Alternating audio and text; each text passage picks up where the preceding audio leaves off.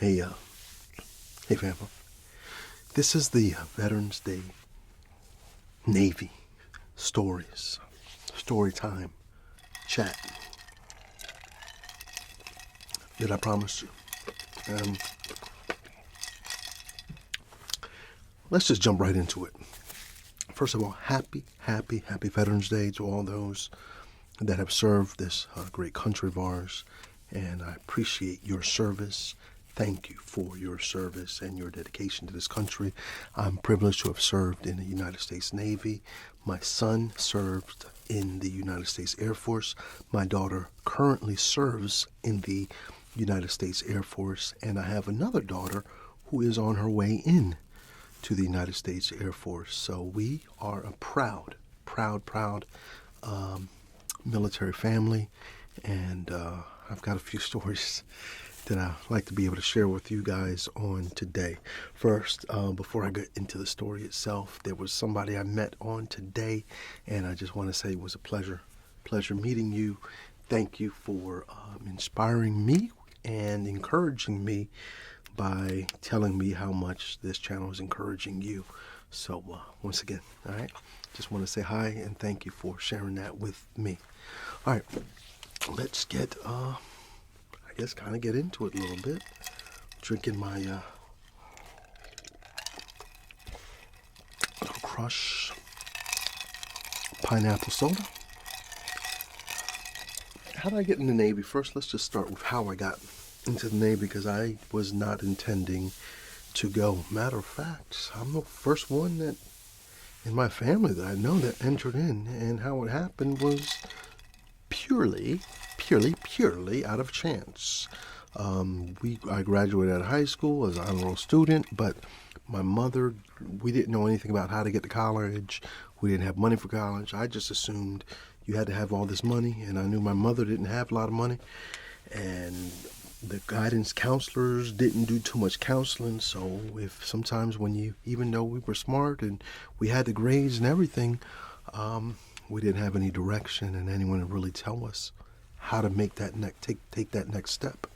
So after I graduated, probably less than a month, after graduation, someone called me, and there were one of my schoolmates had signed up and for the Navy, and he was trying to tell them other people he thought might be interested.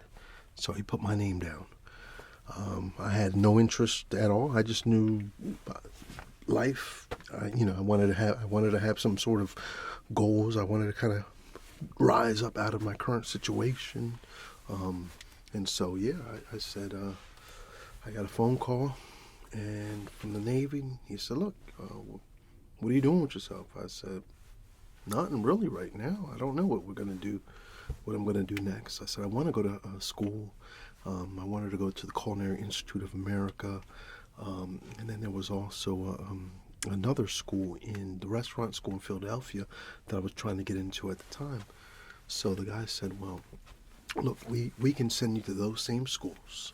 He said, "We'll send you to those schools, and afterward, you'll go to the same schools you want to go to, but Uncle Sam will pay for it." And then they also had A schools and other training schools. So I went in as a cook. Matter of fact, when I scored on my ASVAB, a lot of times it seems that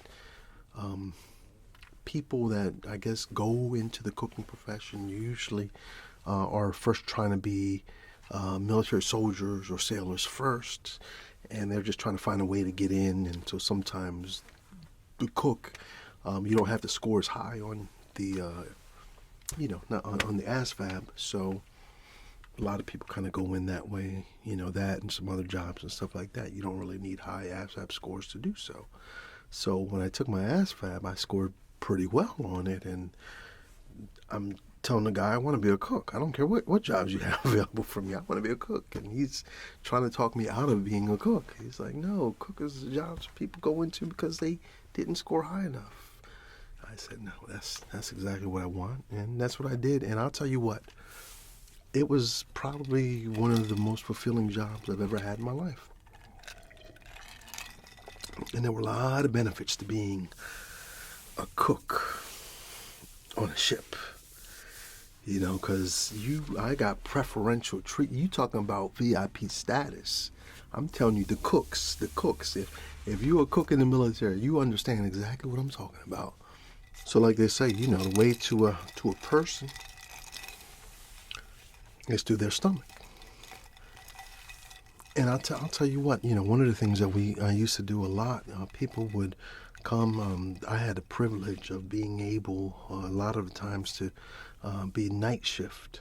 And it wasn't through my whole career, but for the good chunk of time, I was working the night shift where I was running the whole kitchen by myself with other aides and things of that nature. But I was the person in charge of the whole kitchen, in charge of my menu, in charge of everything. And I'll tell you what, that was some fun because I would cook people their meals, their ethnic meals.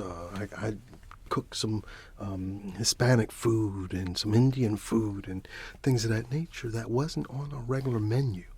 And so, you know, food is important. Food is so important, and to be able to have a taste of something that is the type of food you're used to, that comfort food, that food that you know growing up, and there's comfort in that. That's why it's called comfort food. And so that was a way to keep morale up. You know, if on the ship, food is a morale booster. So we were the ones delivering the morale, and that's a pretty cool place to be, you know. And once again, it came with a whole lot of perks too, because everybody wanted to be the friend of the cook. All right, now let's get to some juicy story. All right, that's how I got into the military. And when I was stationed in Norfolk, Virginia, and at the base there, we I think I went to A school. No, I went to boot camp in San Diego, California. Then I went to A school right there in San Diego, California also. And then after A school, I was moved to Norfolk. I went home on a little quick vacation, and then went right to my ship. And within, what was it? I think 4 days of being on the ship, we were already going out on a cruise. My first 6-month deployment within 4 days of arriving at my very first base. That was something, especially something because I think when I flew there, they lost my luggage at the airport, and I was waiting for them to bring it. I think it was like the day of we were getting ready to depart. Finally, I got my stuff that morning.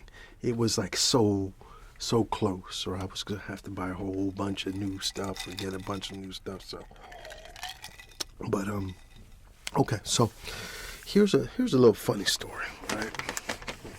Well, a really crazy story. All right, so here's a quick little story, and I'm going to save some others for some other times. You know, we have I think I'm going to do a little story time every now and then. So I was going to just do a whole bunch of stories, but I think I'm just going to save them, kind of spread them out every now and then, because some people are trying to say that they kind of like these little story times. So guess I'll do some more. All right, so we were on the ship, and we were on our way to Turkey.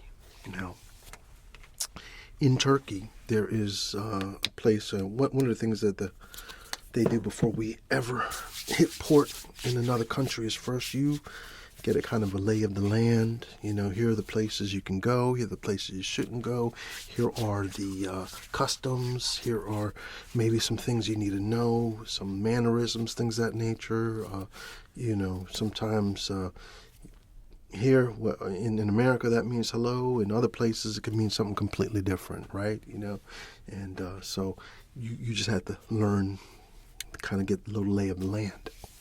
Now, when we got to Turkey, you know, they told us about this one place, this area, and they just told us to be careful. It's the place, I don't remember the exact name, but we called it the compound. And basically it's where women of the night that are paying off debts hang out. I'll just put it that way, okay? We don't need any demonetization or nothing like that happening around here, okay? So this compound, Navy guys, young dudes like this, like, yo, let's go see what it's about. They told us be careful around there, and that's exactly where you want to go, where they tell you not to go, all right, or tell you to be careful of going. So we go there, and we're looking around, and we're seeing what's up, and all of a sudden this guy comes up to us, and he's like, Americans, Americans. I mean, and he's just happy to see us, and he's telling us that he's this big guy that transports people from place to place, that he helps do security services in the country, and he'll get soldiers from here and bring them, or security from here and bring them here, and things of that nature. So he made it seem like he was Mr. Big Stuff, and he loves Americans, and he wants to be around Americans, and he's throwing this big party tonight, and he's inviting me and my friend to go with him. Well, go with him we do.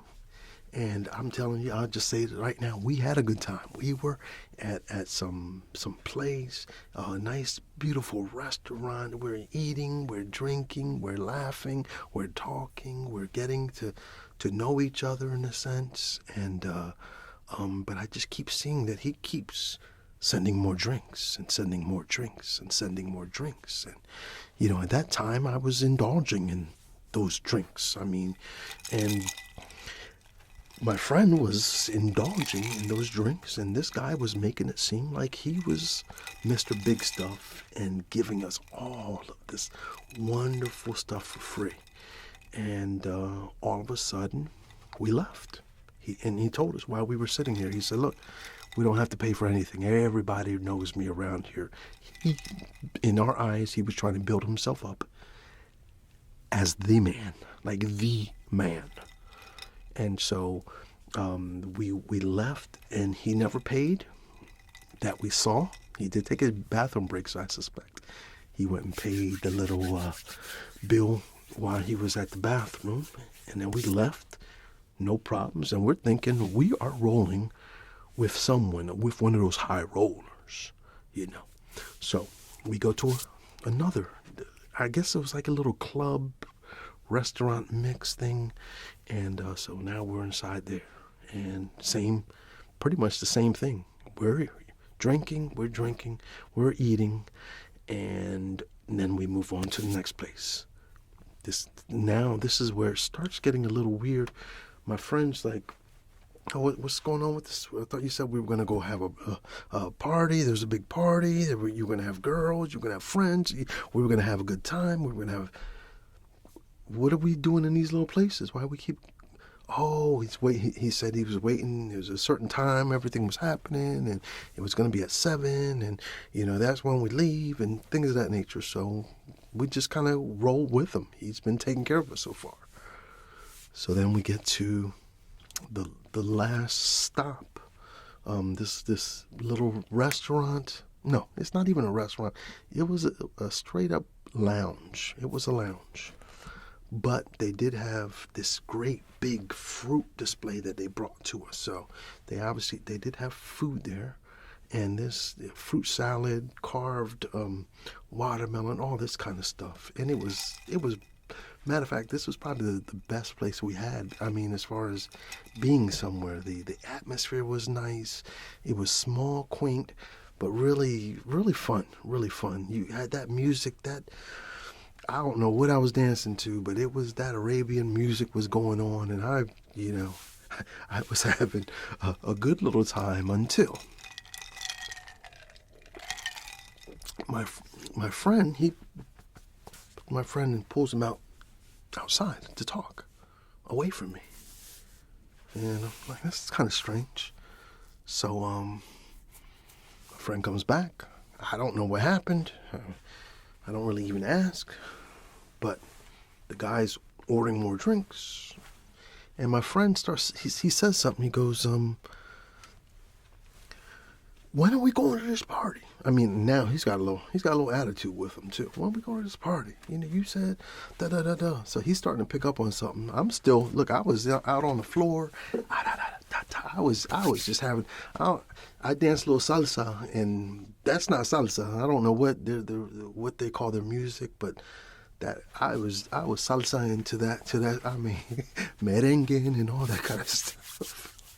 But anyway, when my friend got a little perturbed, he's like, "Yo, what's up?" So then, after a second, the guy's tapping me on the shoulder, and telling me to come, go outside. Oh, and I did forget one element. The guy had his brother with him also. So it was me, my friend, the gentleman, and his brother. But his brother didn't speak a lick of English. I mean, not even a little bit. So, and I don't even think his brother was in on this big scam. I don't even think his brother was in on the scam, which you'll see is a scam in a second. All right. So, anyway, the guy taps me. Okay, can I talk to you for a second out here? So now I'm getting.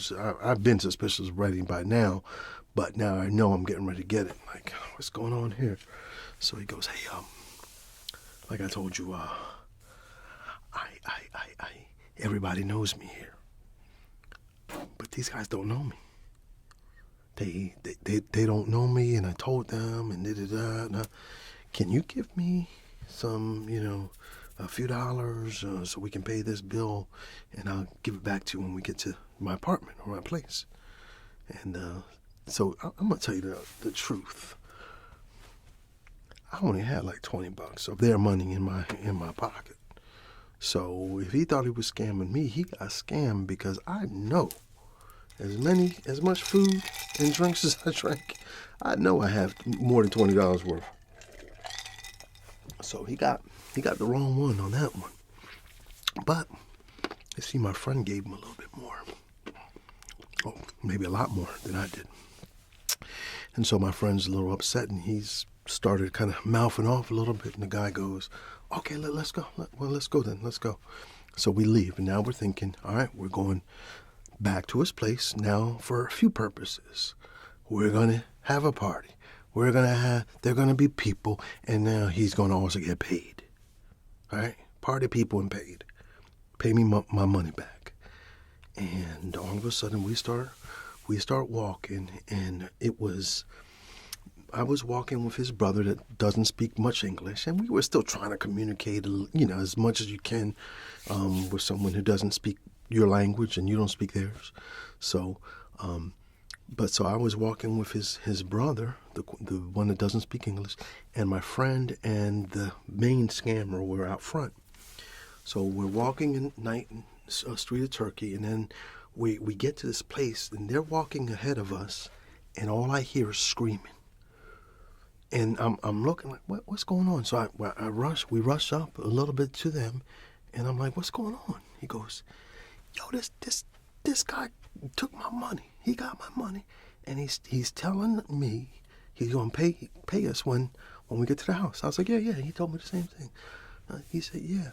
He said, but he told me stay right here while I go get the car, while me and my brother go get the car, and we'll come back and get y'all. And then, so now, right now, we are in, we had just turned onto this like cobblestone hill. It was like a cobblestone hill going upward, right? And so we're walking up this cobblestone hill, and we're now at in the middle of this hill. And I go, I'm like, well, why don't we all stay here? You go get the car, and you come back and get us all. No. Or I also said, why don't y'all two go ahead, and me and your brother will stay here, and we can come back, and I'll get the car. I mean, you go get the car. Someone distracted me. I think I heard the door. You go get the car and come get us all. All right? Reasonable enough, right? Well, when he started saying, hey, I'm trying to give a reason as to why, him and his brother will go and they'll come back and pick us up, then I already knew at that moment, I'm like, okay, you are trying to scam us. And so now I started getting loud. So now we all getting loud. The brother's there just sitting there quiet. He don't know what is going on. He has no idea what's going on. He didn't even understand his brother when his brother was talking to us, right? But I'll tell you what, we started yelling at each other, get money, this. And all of a sudden, out of something like a movie, this paddy wagon comes and goes right up the hill and stops. And somebody, hold on, let me see where he was. Okay. I mean, it wasn't a gun like this, but it was a AK something, all right? And this ain't a real gun, prop, fake, all right? But he comes out like, get in. Guess what we did? We got in that paddy wagon. I didn't know who they were. They could have been militia. They could have been whatever. All I know is they jumped out of this truck with these guns and told us to get in, and we got in. Now, inside this truck, these two guys, the one guy, the main guy who was talking to us, he's talking to them in their language, Arabic or whatever their language is. He's talking to them.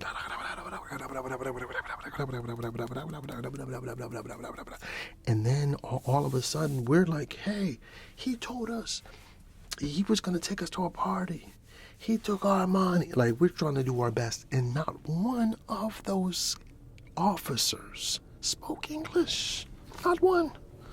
They took us all the way back to the station. And once we got back to the station, somehow, by the grace of God, only by the grace of God, were they able to just say, look, they gave us a stack of money. I don't even know if that's all the money he gave them or what. I have no idea. All I knew is they gave us a stack of money, and they said, we can go. And you know what we did? We got up out of there, and we got up out of there quick. And we went, and we found a taxi. We had no idea where we were. We just told the taxi, take us to the big ship. They knew, and he knew. And he took us to the big ship, and that's the story, an exciting story, and the true story of just one of my escapades abroad. And I have some more to share with you. Maybe I'll share some more in a future time. All right, I thank you for taking some time and listening right here, Pepper Day ASMR. And if you are looking for relaxation and entertainment and all of that combined, consider subscribing right here. All right, and I will continue to keep up these little story times. I'm a storyteller, y'all already know that. So this goes right and fits right into, into this channel, into who I am too. All right, God bless, take care. I'll see you in the next video.